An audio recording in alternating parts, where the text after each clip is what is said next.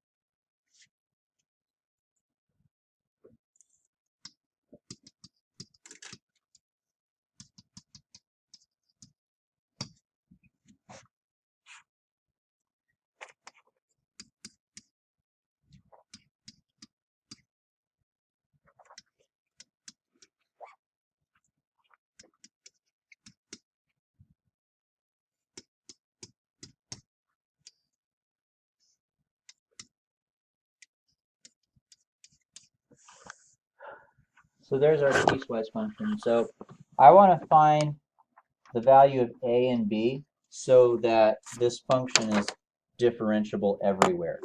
Okay. Now 3 minus x is a straight line. Straight lines, you can always find the derivative of a straight line. Ax squared plus bx, that's going to be a parabola.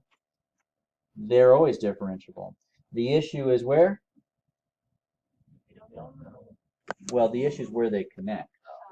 That's the place where they may not be differentiable, because even though this is a nice smooth curve, and even though this is a nice smooth curve, where they join could be a cusp, or maybe they don't even join at all. And we talked yesterday about how when that happens, it's not differentiable. So our job is we want to make sure we find the correct values for a and b so that they not only join, but they join at a smooth curve so that it's differentiable. Okay? So here we go.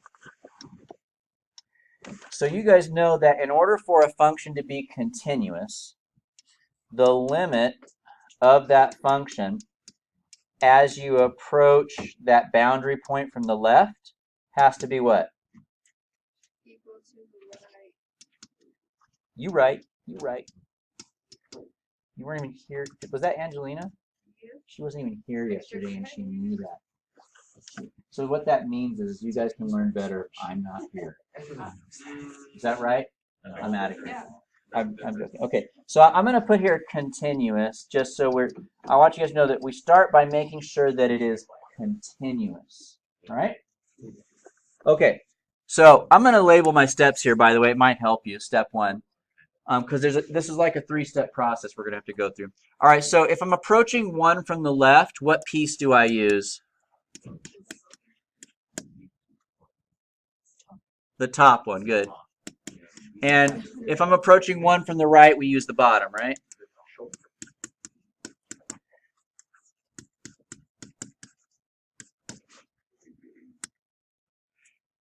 Now we're going to do direct substitution.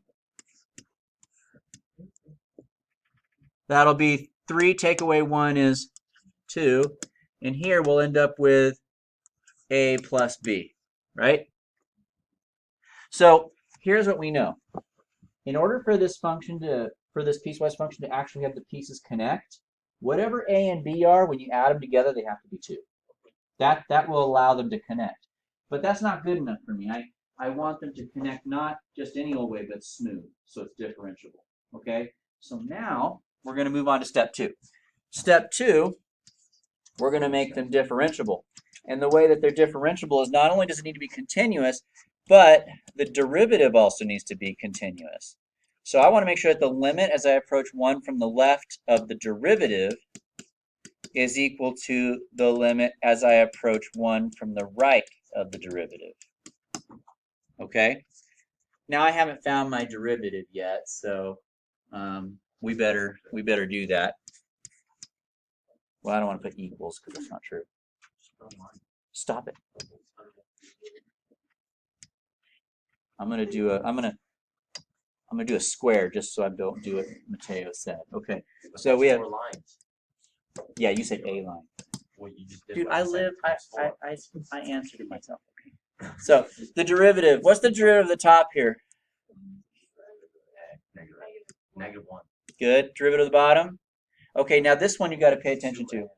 So this is not a variable in this it's not a variable in the sense that that's something that can change. It's just a number that we don't know right now. Whereas x is a number that is changing depending, you can plug in anything there.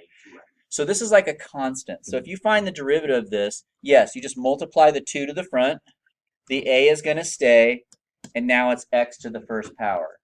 Okay? What would the derivative of bx be? B. Just like the derivative of 5x would be 5, well, the derivative of bx will be b. Now, here's the thing. Remember yesterday how we talked about how we're not sure if we should put the equal sign or not? Well, we're going to put the equal sign. Why am I going to put the equal sign? Because I'm going to make this thing differentiable at that point. So they're going to be equal. Does that make sense? Yesterday, the question was, is it differentiable? Today is, I get to pick the numbers I'm putting in here so that it is differentiable, so we're going to keep our equal sign. Okay, so today that's not really a question of whether we're going to have that or not. So there it is. There's our derivative. Take the derivative, keep the equal sign for these type of questions. Here we go. So if I'm approaching the derivative from, if I'm approaching 1 of my derivative from the left, what piece am I using? The top. And once again, we're going to do the bottom here. That would be 2ax plus b. All right, time for some direct substitution. What would this be? -1. And how about this one? 2a plus b. All right. So step 1. Do the right and left-handed limits for the original function. Step 2. Do the right and left-handed limits for the derivative of that function. Step 3. So now here's what I know. In order for these functions to connect, a plus b has to be 2. That was step 1. In order for them to be smooth, differentiable, then 2 times a plus b has to make -1. So now our job is to find out what 2 numbers would do that. What 2 numbers, if I add them together, will give me 2, but if I double the a and add b, I get -1. Well, that sounds really complicated, but the easy answer to that, thanks to Algebra 1 through pre-calculus, is it's a system of equations. Okay? We're going to solve the system. So I have a plus b equals 2, and I have 2a plus b here.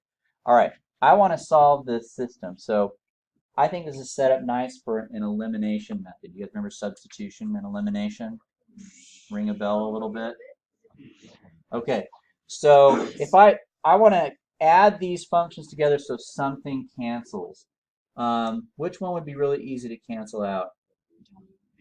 The b's, because notice how they're both the same number, but they won't cancel if I just add together right now, because b plus b would be 2b. So I need to multiply one of these equations by -1. I'll go ahead and do the bottom equation. It doesn't matter which one you do. So I'm going to go ahead and do this. And that's going to change this equation into 2 equals a plus b. And now if I multiply 1 times -1, I get 1.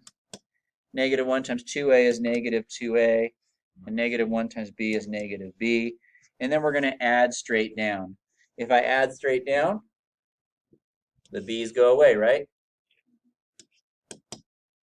And 1 and negative 2a makes negative 1a.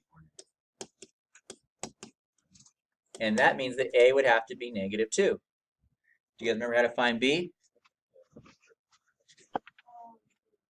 Wait, Wait, what? how is it 2? Isn't 2 plus 1 3? Yeah. You can't even add. Come on. Algebra 1. Not even algebra 1. Thanks for catching my error, guys. Oh, yeah. Okay, so yes, I've made a boo-boo. This would be 3, and this would be negative a. And if we divide both sides by negative 1, we get negative 3.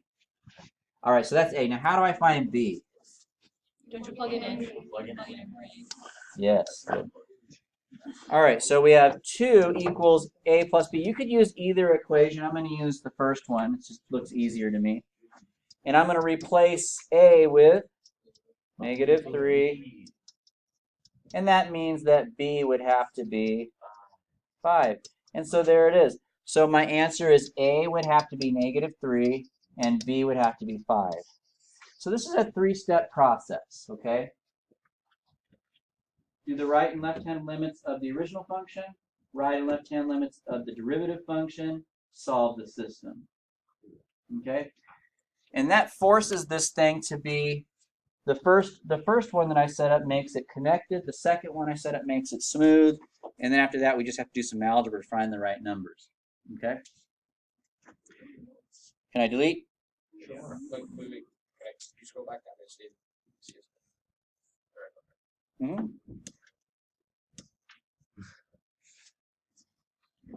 Notes.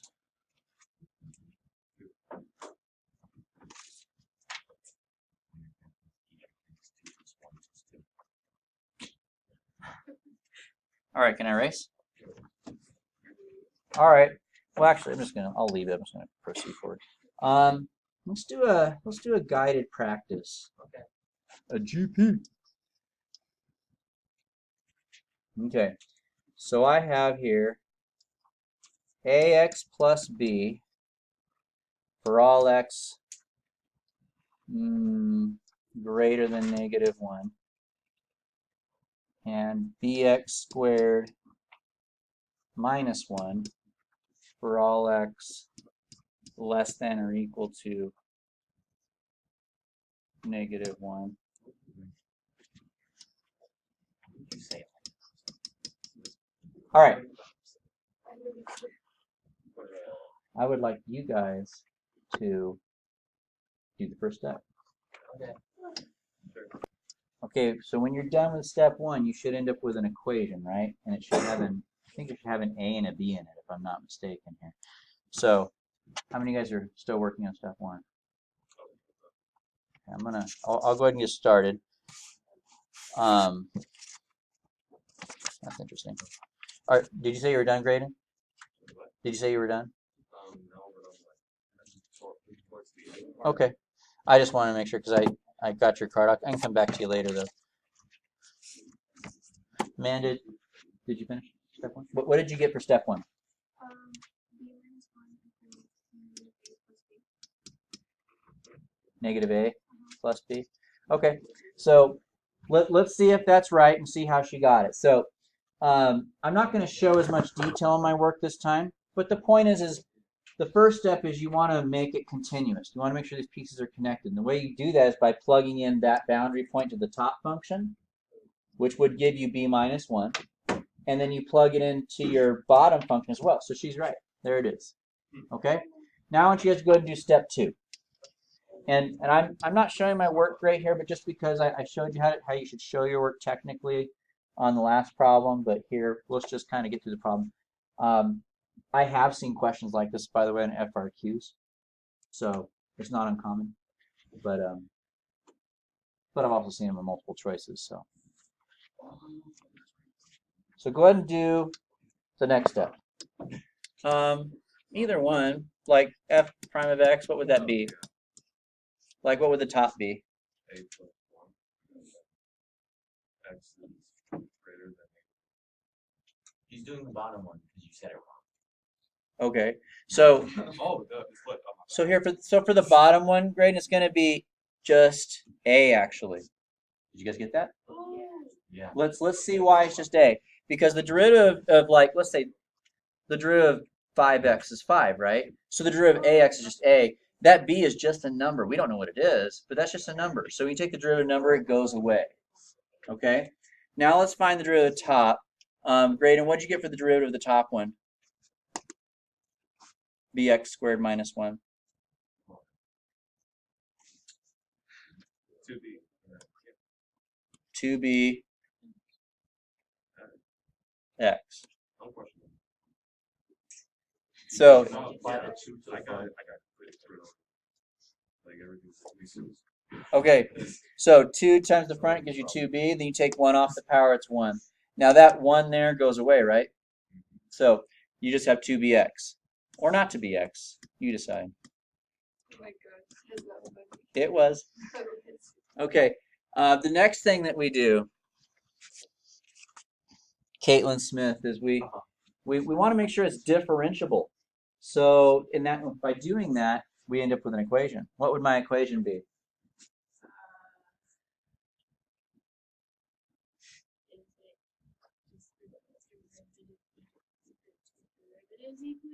Uh-huh.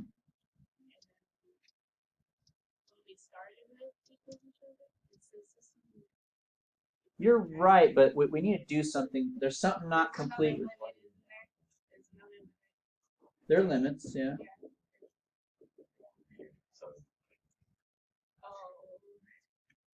So what is it? Okay. Do we need more time? Let me see if someone else can help me. I'm just curious if you guys are lost. James, what'd you get? Okay. Well, I know you got it, Mateo. I want to see how the class is doing. Pearl, what'd you get? Wait, this is where you plug in the negative 1, right? Mm-hmm. So, Close.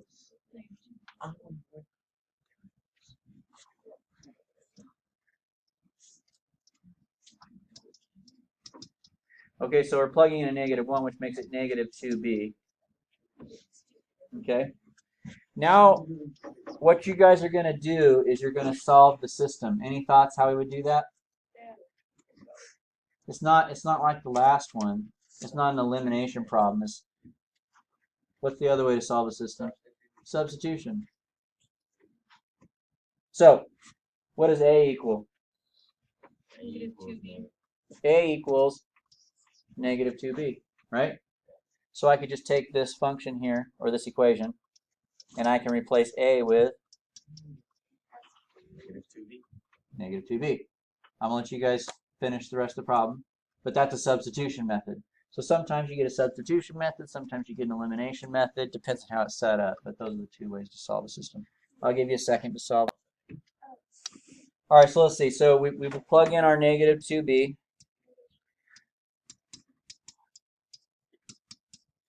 This makes 3b when you combine them, minus the b on both sides, and divide. So it's -1/2. Then we got to find A. So I would probably use this one. So if I plug in my -1/2, what's -2 times -1/2? Yeah. So there's my A, and there's my B. Okay. So as I was going through the guided practice with you guys, it seemed like what was challenging for you all was getting your derivative correct. Okay. So two things here was, I think you guys are okay with the ones with x's for the most part, but you got, if it doesn't have an x, that's like a constant, so it goes away. And I'm not too sure what happened here with number 2, but a lot of you guys were pretty stumped there. But all you do is the same thing you do on number 1, but you just do it with this equation instead. So maybe I think I just need to give you guys enough time to think about it before I started calling on you. But anyway, the system was different too, though. But that's okay. We haven't done substitution and elimination in a while, so I'm not not too worried about his ability to pull that off, but the derivative part kind of concerns me a little bit. If we get some time, I'd like to practice some of those some more, but in the meantime, I'd like to move on to our next topic.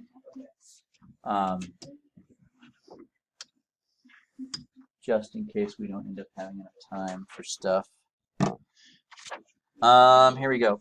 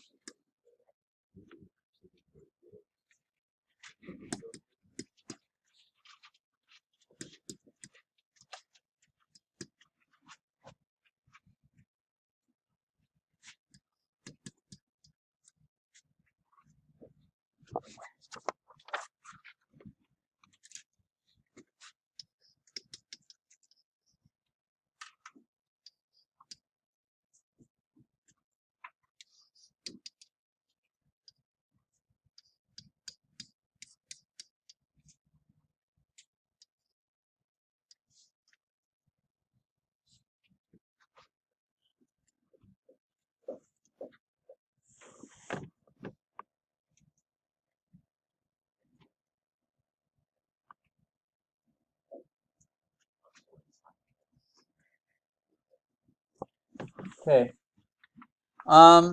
So before we begin this problem, I want to show you what we've learned before about derivatives. Absolute values won't apply here.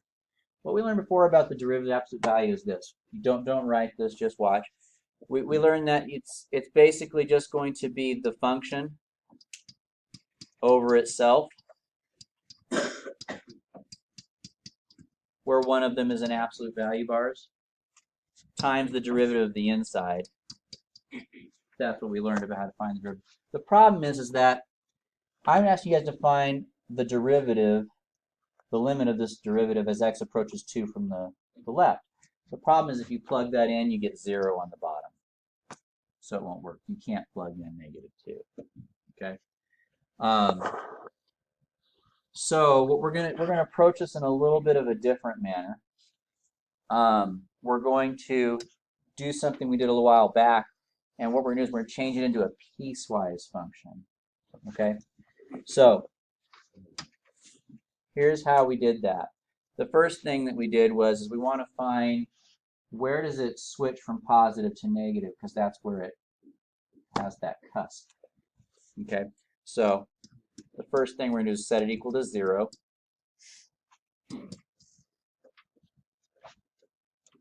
We're going to factor it.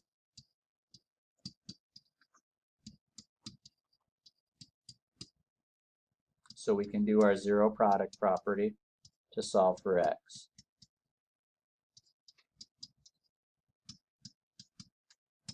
What those numbers are right there is that's where the function will switch from positive to negative. That's where the absolute values will switch the signs or not. Okay. This is a review topic, something we've done before. So here's what we got. Let's make a number line now. I have a 1 here and a 2 here. Now, if I were to plug in something to the left of 1, somebody pick a number 0. here to the left of 1. 0, okay.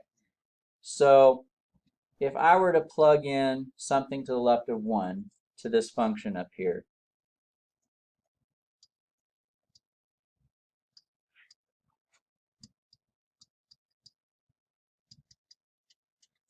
what would I end up with?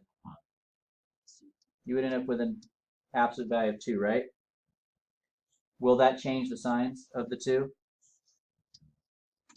No change.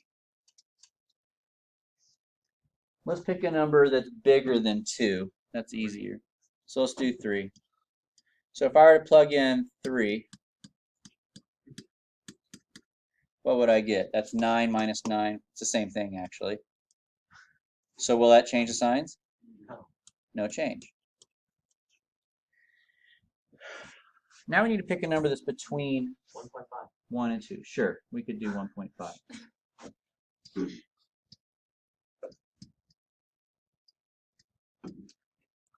Kind of hard to write that small. Minus 3 times 1.5 plus 2. All right, so I'm just going to get a calculator here. 2.5. You already got the final answer? No, that's the first one. Oh. 2.5 minus.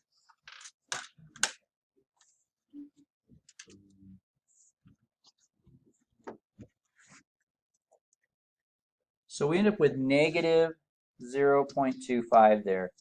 Will the absolute value bars change the sign?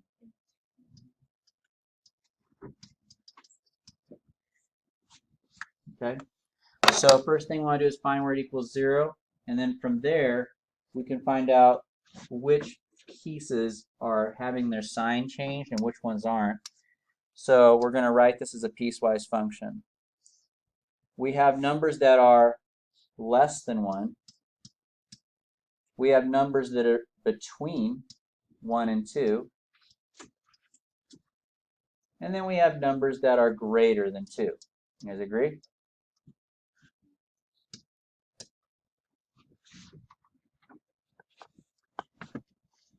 For the ones that are less than 1, the absolute value bars, does it change the sign? No. So the function is just this, what it already was, but with no bars on it. For the one that was greater than 2, this last half, do we change the signs? No.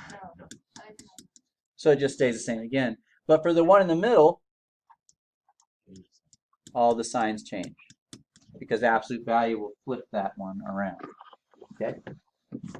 So I haven't even started answering the question yet. I have and I haven't. Okay? All I've done right now is I've rewritten my function so that instead of looking at an absolute value function like this, I've rewritten it as a piecewise function. So for anything less than 1, f of x equals this. I put prime here. Sorry about that. It's not prime. It's just f. So for anything less than 1, it's just the original function. For anything between 1 and 2, it's the opposite. And for anything greater than 2, it's the original function. Okay? So now let's find the derivative. Because our question up here was asking us, find at the limit of f prime of x as x approaches 2 from the left, right? So we need to find the derivative of that now. So f prime of x is, what would the top be? Bottom, or the middle? And bottom.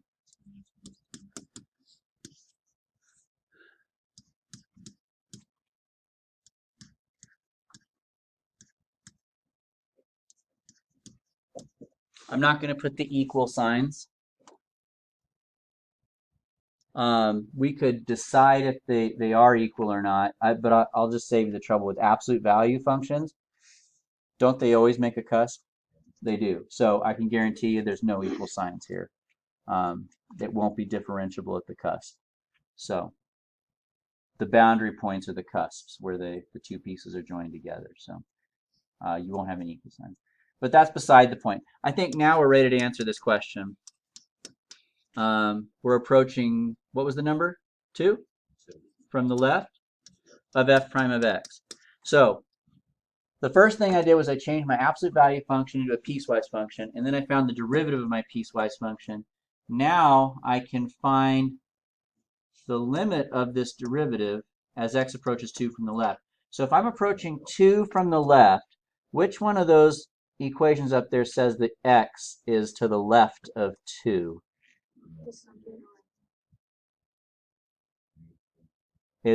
So this one says x is less than 1, right? So that means it's to the left of 1. This one says that x is between 1 and 2. That means it's to the left of 2 and to the right of 1. This one says it's greater than 2, so that's to the right of 2. So this is the piece that says x is to the left of 2. So I'm using this one.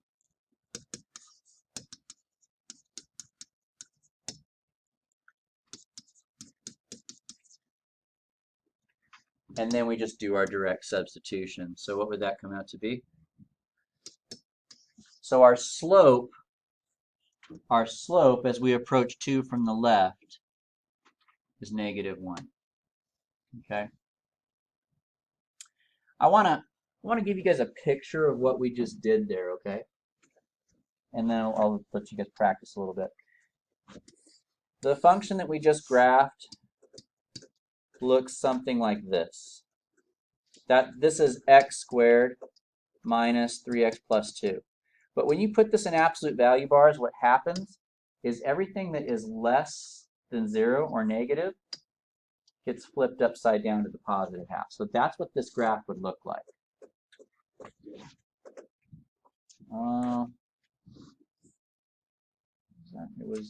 Our boundary points were 1 and 2, right? Okay, so let me fix something here. I thought for some reason I was thinking 1 and 3. So 1 and 2. So I'm finding what is the slope of this function as I approach 2 from the left. So what tangent line am I approaching from the left? And apparently the answer was -1. It ends up being a slope of -1. If I changed my question, so what's the slope from the right, it would be whatever this one is. Okay? That's pretty much the gist of it.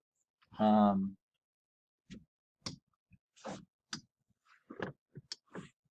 that was a big question, a lot of work. Let's, I'll throw one at you guys here.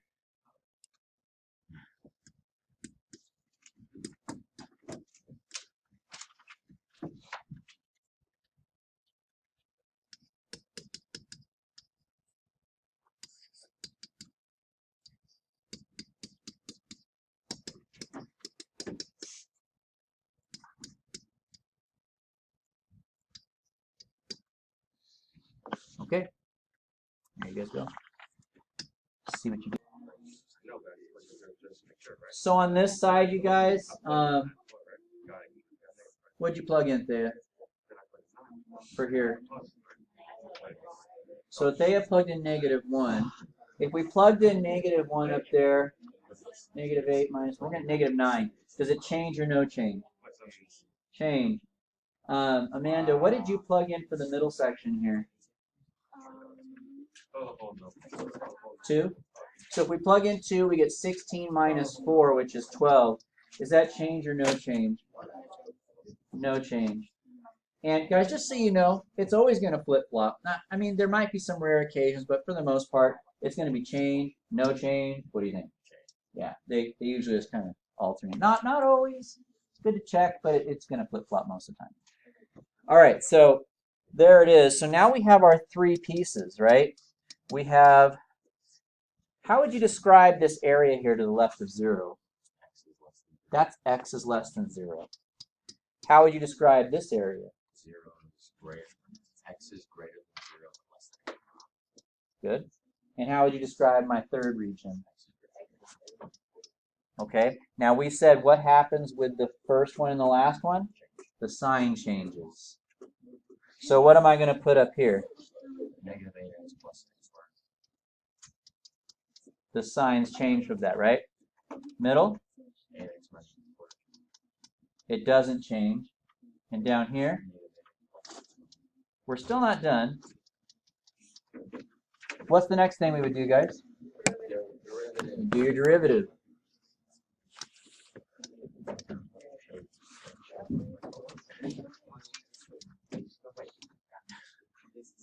What would the derivative of this be? -8 plus 2x. I think they're all going to be the same, right? Just opposite signs in the middle there. And then plug in the bottom one. That's the greater.